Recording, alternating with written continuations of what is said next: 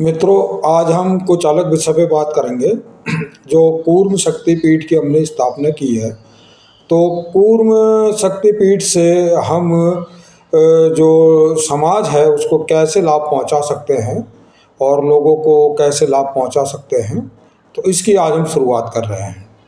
क्योंकि होता क्या है कि जो समाज है उसको कुछ ना कुछ जो है ऐसा दें ताकि उसके जीवन में वो महत्वपूर्ण हो। और आज की डेट में हर किसी के जीवन में जो धन है और जो सुविधाएं हैं, संसाधन हैं, वो बहुत महत्वपूर्ण है। और बगैर धन, बगैर सुविधाओं और बगैर संसाधन के जो जीवन है वो बड़ा मुश्किल हो जाता है। तो मैं आज ऐसी एक विषय पे चर्चा करूंगा कि होता क्या है कि आप जिसकी उपासना करते हो आप उसके जैसे ही हो जाते हो। तो हम लोग पीपल की उपासना करते हैं क्योंकि पीपल जो है वो काफ़ी लंबी आयु होती है उसकी, और वो ऑक्सीजन वगैरह भी देता है और शांति देता है। ऐसे हम बरगद की उपासना करते हैं, वो उसकी आयु बहुत लंबी होती है, और जब हम उसकी उपासना करेंगे तो हमारी आयु पर भी उसका प्रभाव पड़ेगा। तो ऐसे ही एक जीव होता है कछुआ। तो अगर हम कछुए की उपासना करेंगे तो कछुआ काफ़ी लंबे समय तक जीता है, उसकी जो आयु होती है वो बहुत लंबी होती है। और जब हम कछुआ को मानने लगेंगे, उसको अपने मस्तिष्क में बैठाने लगेंगे, तो धीरे धीरे क्या होगा कि हमारी जो ऊर्जा है वो भी उसी तरीके की होने लगेगी और हम पे भी उसके प्रभाव पड़ने लगेंगे, तो आयु के प्रभाव हम पे पड़ने लगेंगे।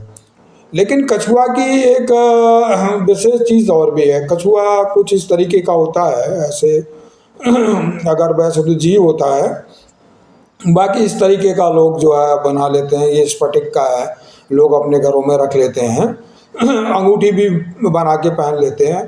तो मेरा मतलब ये है कि इसके टच में रहने का है, इसको अपने जो है मस्तिष्क में या अपने दिमाग में बैठाने के लिए, और ताकि आपकी ऊर्जा उसी तरीके से आकर्षित हो सके और आपको लाभ हो सके।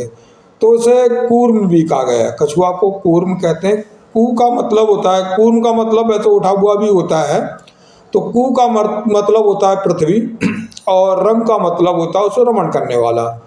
तो जो पृथ्वी पर रमण करने वाला होता है उसे कूर्म कहा जाता है। हमारे यहाँ जो है एक मंथन की का जो है एक थ्योरी है, जिसमें जो है कूर्म भगवान के जो शरीर है उस पे जो है मंथन किया था देवताओं और दैत्यों ने। तो उसकी भी थ्योरी है। तो वहाँ से समुद्र मंथन कहा गया उसको, तो उससे बहुत सारे रत्न निकले थे, बहुत सारे प्रकृति ने बहुत सारी सुविधाएं दी थी। इवन जो है आयुर्वेद भी उसी से निकला था।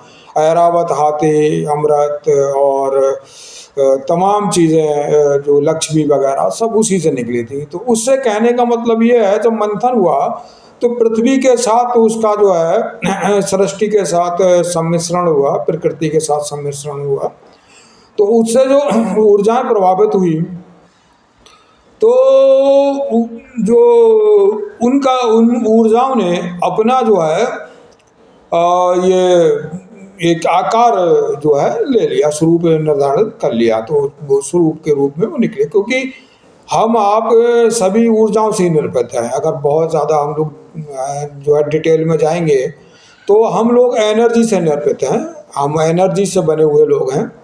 और एनर्जी ही सूक्ष्म से फिर वो स्थूल बनी है, जैसे अणु का स्वरूप हुआ है, सेल्स का स्वरूप हुआ है।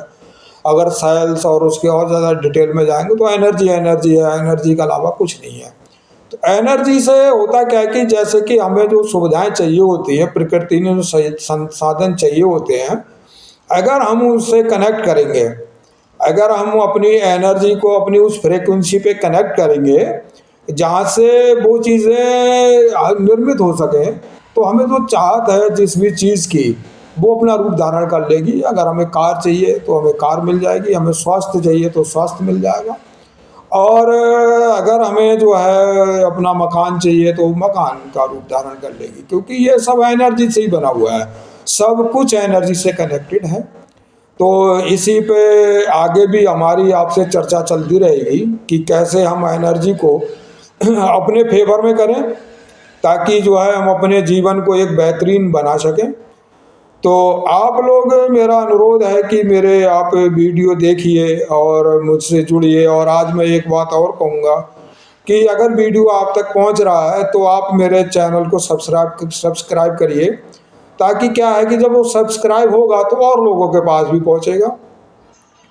और अगर मेरी जो बातें हैं या मैं जो कह रहा हूँ उससे अगर किसी एक व्यक्ति का भी भला हो जाता है तो मैं समझूंगा कि जो मेरी मेहनत है वो सफल हो रही है। तो यही मेरा कहना है कि आप जो है मेरे साथ कनेक्ट रहिए, ताकि हम और भी जो अपने अनुभव हैं और जो मैंने प्राप्त किया है अपनी साधनाओं से, अपने अनुभवों से, वो मैं आपके साथ शेयर करूं।